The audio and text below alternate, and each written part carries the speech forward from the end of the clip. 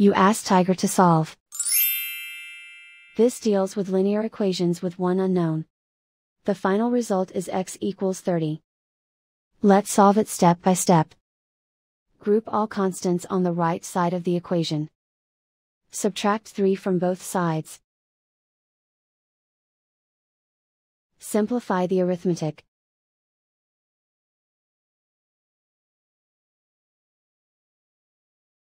Isolate the x.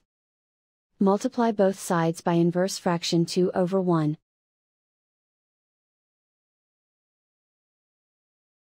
Group like terms. Multiply the coefficients.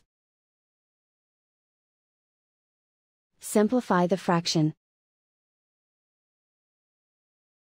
Simplify the arithmetic.